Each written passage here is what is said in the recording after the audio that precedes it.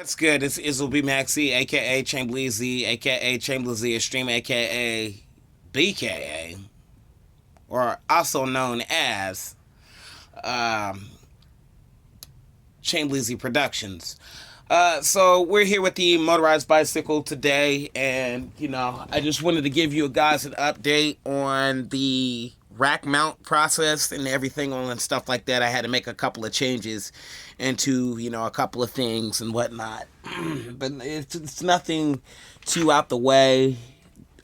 So this is, just basically a prototype rack. This is based off the original rack that comes with the bike of the Electra Amsterdam, which are not known to be very strong. They have a lot of problems with carrying weight.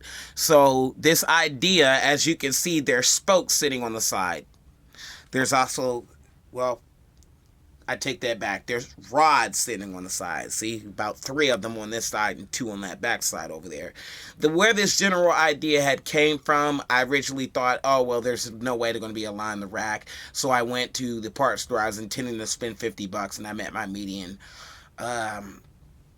Basically, I didn't want to drill through my frame, but I had to drill through the frame in certain parts, like right here and right here, as you can see.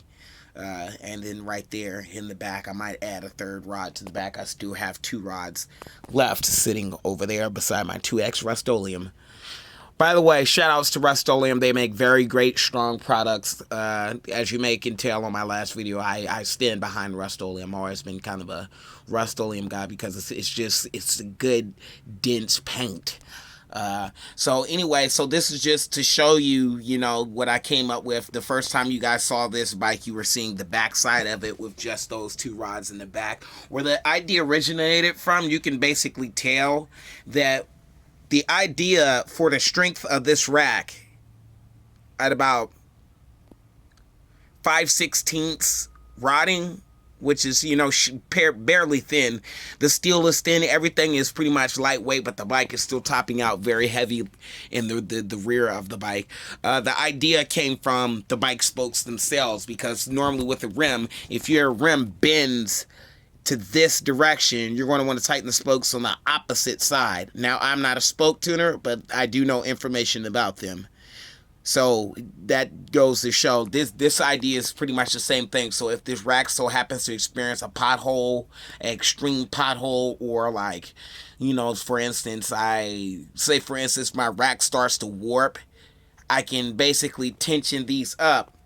When I tension them, it'll control the leverage on the back of the rack. So as you may notice, I also have this pulley on the back right here. This pulley is actually a Dodge-based pulley. It's from original tensioner that I had picked up. I was, just on a walkthrough looking for, some scrap metal parts in order to put with the build. And it was some things that I didn't really want to use, but I did find this. So like I was walking past the Jiffy Lube, I checked the bin, and they had a tensioner that was fairly good.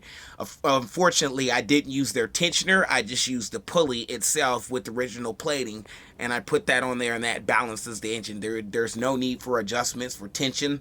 If, for instance, this falls out of spec, this slides back and forth. That controls the tension of the rear of the rod. And as far as the motor goes, it's a 3 HP. It's you can't base this on CC because of the time that it was made. It could be, from what they say, 1 horsepower is equal to about 13 to 17 cc's. 13 to 17 cc's to equal 1 horsepower. This is 3. So by legal standards, and this being an older motor, the most likely is about putting out 50 cc's exact, or 51 cc's. So it's all in specification and clarification with everything that is needed. But as you can see, it's a pretty hefty, long throw vehicle. I want to go in and change my cranks out because they're a little bit too on the small side. My crank, I want to have something a little bit stronger in the crank area, versus lighter. But as you can tell, I've had like some nicks and some dings and stuff like that, but that's some things that I'm going to end up sorting out with paint. Is all in all, there's no actual scrapes and dings. This is just mainly from like drilling, cutting, and welding and things of that nature.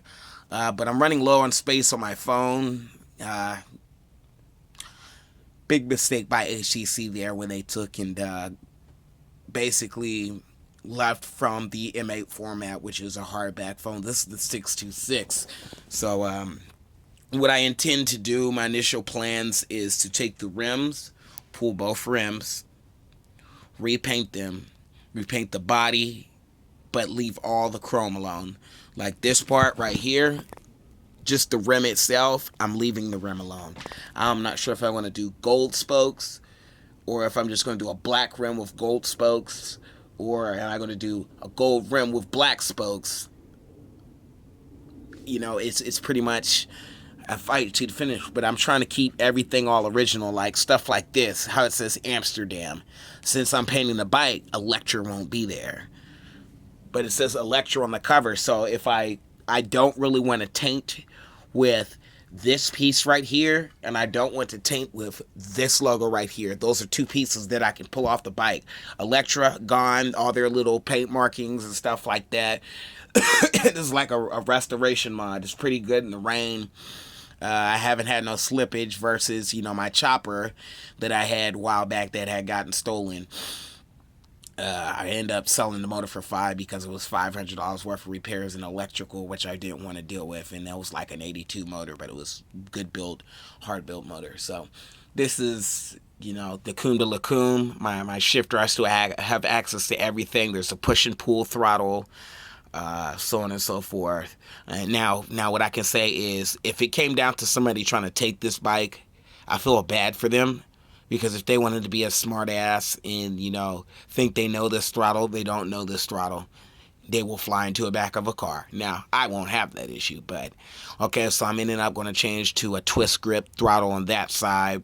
This is just for, time being and stuff like that.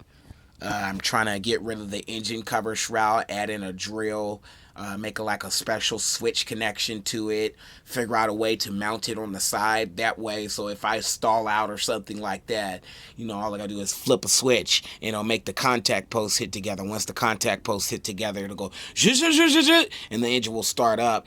And be to that these are brushless motors. I think a